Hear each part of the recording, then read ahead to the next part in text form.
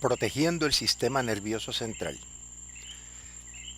El cerebro y la médula espinal son vulnerables a los daños causados por golpes y empujones, el envenenamiento por toxinas y a la interrupción de neurotransmisores deslocalizados o excesivos.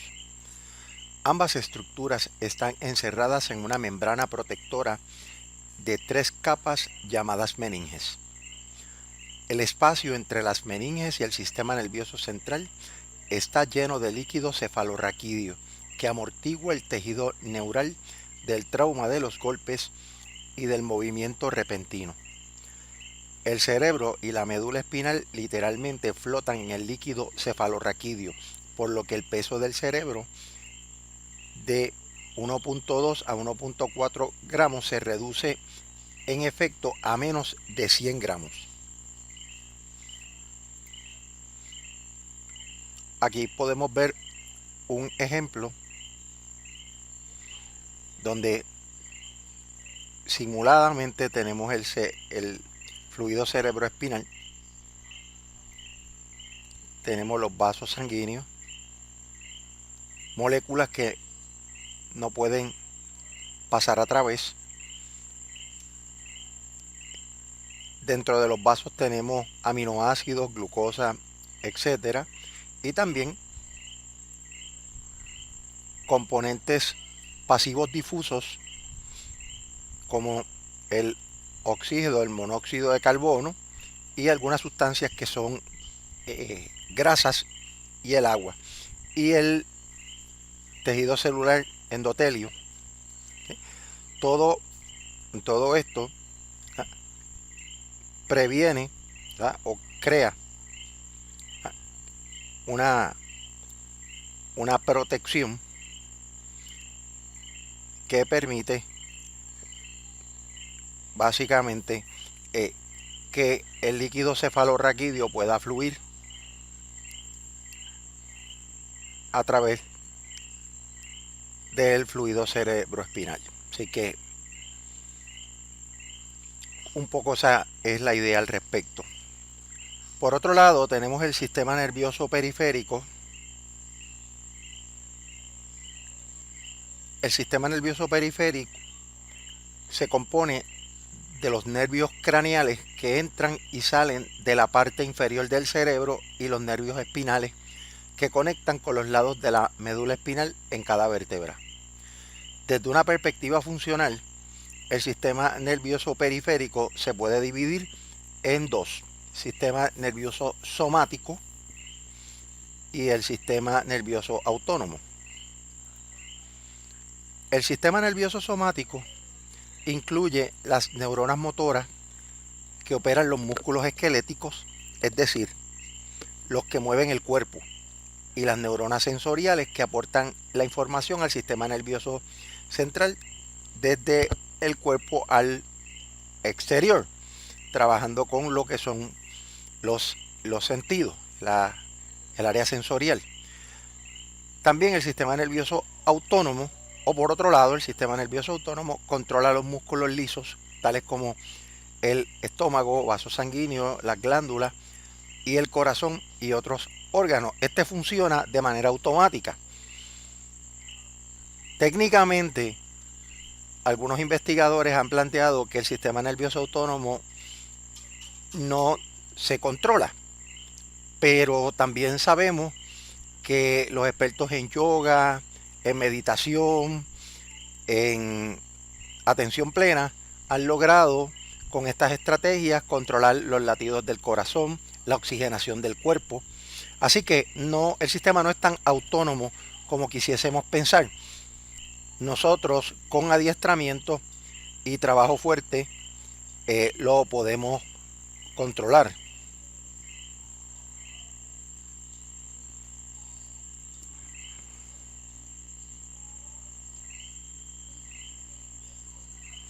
Sistema nervioso autonómico.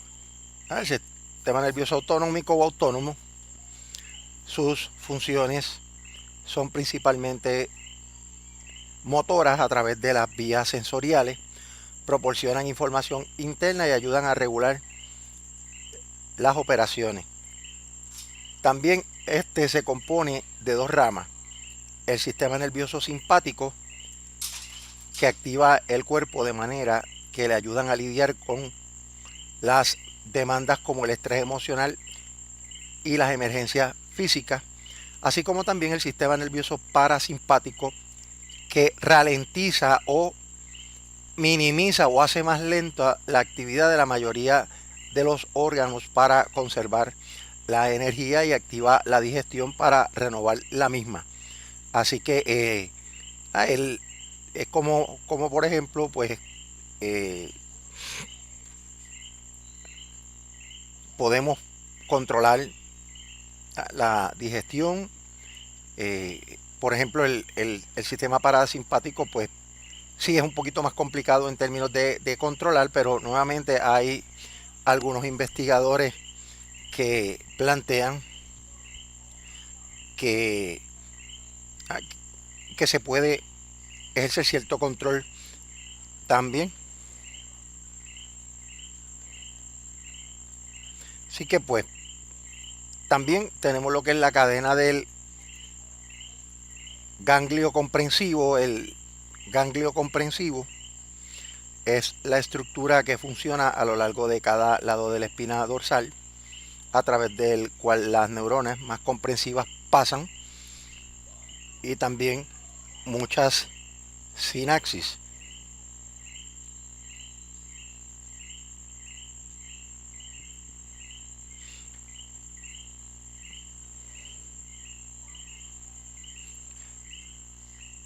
El ganglio comprensivo también hace que haya mayores conexiones que pasen a través de los órganos del cuerpo. Aquí podemos ver, ¿verdad?, un ejemplo de lo que es el sistema nervioso central, donde tenemos el cerebro y el cordón espinal. Lo podemos observar desde aquí. Y el sistema periférico, que contiene el sistema somático autonómico, y dentro del sistema automático el simpático y parasimpático. Ven que cubre muchas de las ramificaciones del cuerpo.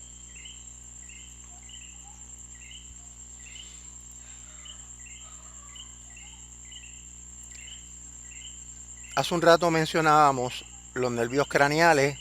Los podemos ver debajo del cerebro específicamente, y cómo estos impactan diferentes áreas, desde el olfato, el movimiento de la cara, de la lengua, y de otros órganos. Estos nervios craneales pasan al cordón espinal y se distribuyen hacia el sistema nervioso periférico.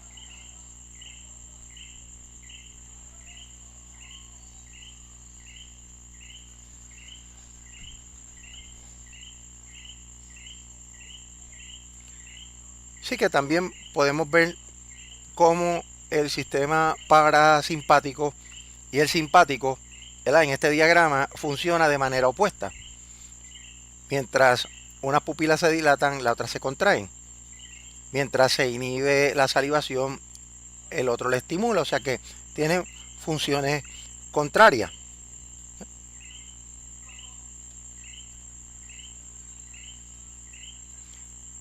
Igual pasa con los demás órganos que podemos observar. Así que eso es importante para que también puedan entender los roles de, eh, de todo o nada, como decimos también, donde lo que pasa en un sistema no pasa en el otro. Y eso pues también es clave dentro de cómo funciona el sistema simpático y el parasimpático.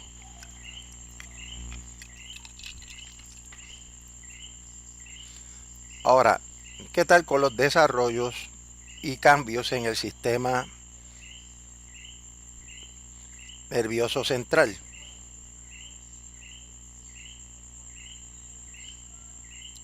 Tenemos dos fenómenos cuando nuestras neuronas se regeneran para fortalecer y mantener las operaciones del sistema nervioso central, tenemos dos fenómenos que son sumamente importantes: la proliferación y la migración. La proliferación es la primera etapa del desarrollo del sistema nervioso, en que las células que se convertirán en neuronas se dividen y se multiplican a razón de 250.000 nuevas células cada minuto. Este proceso comienza en la zona ventricular, los ventrículos que mencionamos hace un tiempo atrás. También otro fenómeno que es bien importante: una vez se proliferan esas células que se van a convertir en neuronas, viene el proceso de migración, como esas células van migrando desde el cerebro hacia abajo. Aquí, en este proceso, unas nuevas neuronas se mueven hacia afuera de la zona ventricular hasta llegar a su destino final. ¿Y quiénes van a ayudar a que esas neuronas se muevan? Las células gliales radiales, que ayudan o sirven a manera de andamio para acceder a esta estructura.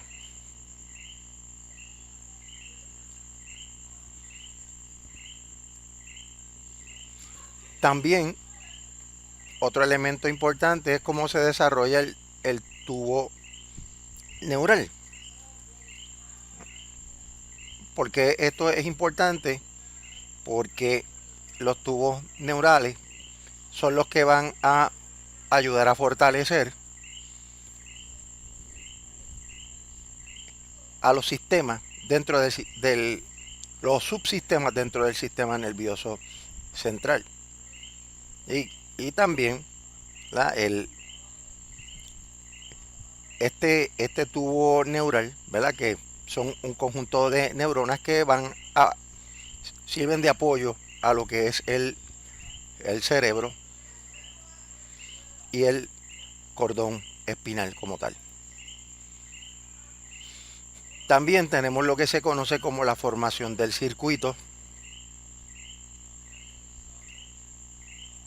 La formación del circuito implica que los axones de las neuronas en desarrollo crecen hacia las células donde se han de adherir y formar las conexiones funcionales. Para la neurona llegar al lugar de ubicación, los axones crean lo que se conoce como unos conos esos conos ayudan a darle dirección a esas neuronas que van a migrar. Entonces, en ese proceso de migración está lo que se conoce como la poda del circuito. Aquí, en la poda del circuito, las neuronas que no tienen éxito en encontrar un lugar en la célula apropiada o que llegan tarde mueren, y en la sinapsis del exceso se eliminan las mismas. Continuando con la formación del circuito, también se genera lo que se conoce como las neutrófinas, que son unos químicos que ayudan en ese proceso de migración y proliferación y migración continua, ¿no? Lo ayudan a que se mejore el desarrollo y aumente la supervivencia de esas neuronas. Ahora, en ese proceso se da también lo que se conoce como la mielinización. Ya habíamos hablado anteriormente de las vainas de mielina, que comienza con las esferas inferiores y se mueve hacia los hemisferios, continuando desde el lóbulo occipital hasta el frontal. ¿Por qué? Porque la mielina va a acelerar las conducciones nerviosas. Este proceso comienza al final del tercer semestre en el desarrollo del feto y no se completa hasta la adolescencia tardía o más allá. Esta tardanza en este proceso hace que los adolescentes y los adultos tempranos puedan experimentar problemas de control de los impulsos.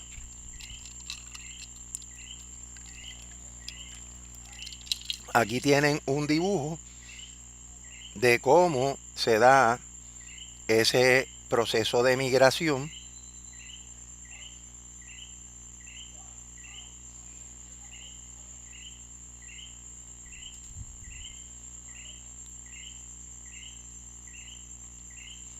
Lo pueden ver. Y entonces ven aquí tanto la neurona que está migrando como la glía o la glía radial que permite, que ayuda, ¿verdad? Aquí pueden ver varias que van desde la parte más interna del cerebro hasta la parte superior. Ahora, ¿cómo la experiencia que cada ser humano tiene modifica el sistema nervioso?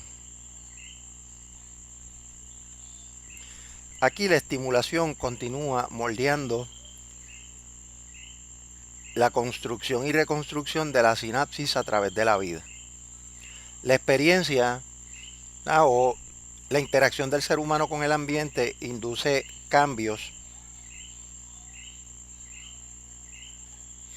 y esos cambios involucran una reorganización y modificación de las conexiones de las funciones en el área del cerebro. Esto también se conoce como la neuroplasticidad. En imágenes de resonancia magnética,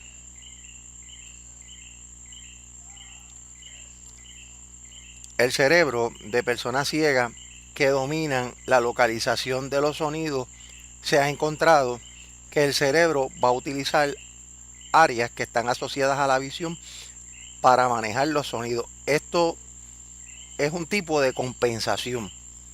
Así que lo que estamos diciendo a grosso modo es que la experiencia y la práctica crea cambios dramáticos en nuestro cerebro, que vamos a hablar de varios de ellos, sobre todo cuando hablemos un poco de las aplicaciones de la neurociencia.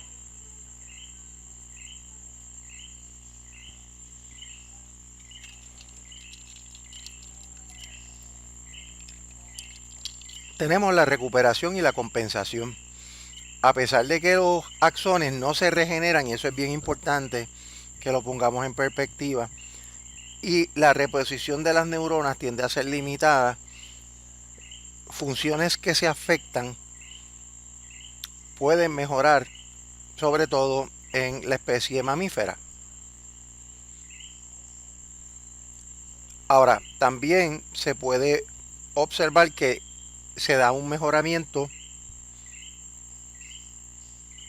cuando baja la inflamación y cuando las glías remueven aquellas neuronas que están muertas.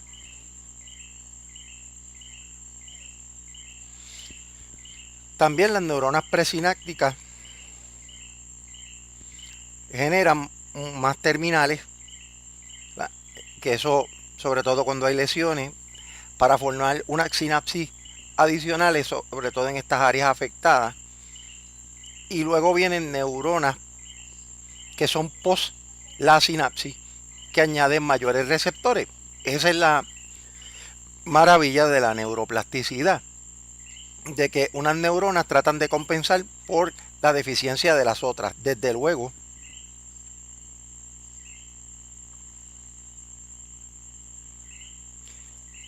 cuando miramos las neuronas,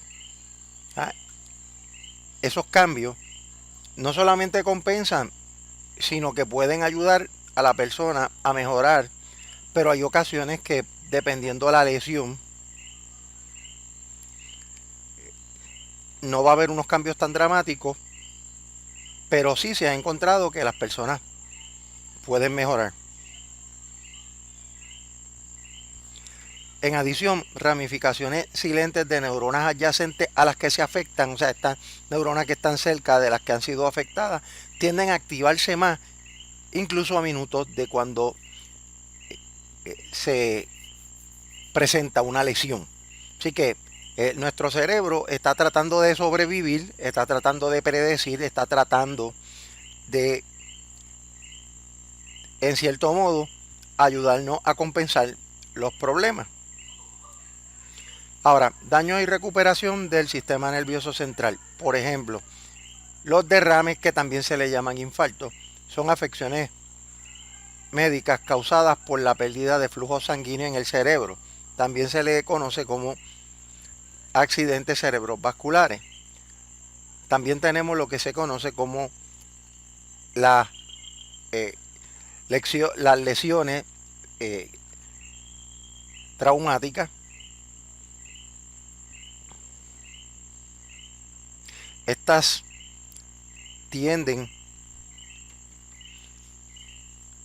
a generarse por golpes en la cabeza, aceleración o desaceleración repentina o penetración, como le pasó a Phineas Gage.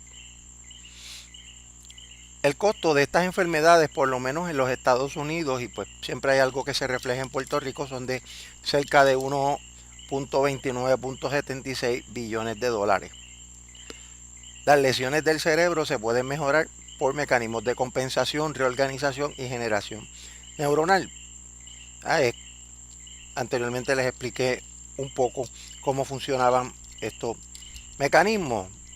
Unas neuronas compensan, se reorganizan en distintos tipos de redes y se forman nuevas redes de neuronas, aun cuando hay lesiones severas, lo cual es una disrupción total con el paradigma tradicional de que el cerebro no se modifica, sobre todo a través del tiempo.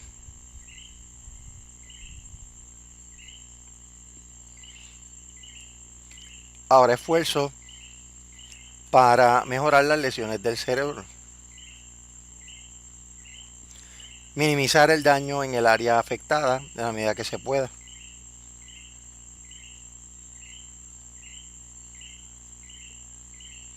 Fomentar el crecimiento neuronal y de conexiones sinápticas. Reemplazo de neuronas perdidas. También bloquear el efecto del GABA en la sinapsis para reducir el daño. El neurotransmisor GABA, para fortalecer el crecimiento de las neuronas, ¿verdad? También se está haciendo lo que se conoce como el bloqueo de la proteína NOGO-A o NOGO-A, que inhibe la regeneración. Otro de los tratamientos prometedores es el uso de las células madre, pero también al mismo tiempo es de tipo controversial.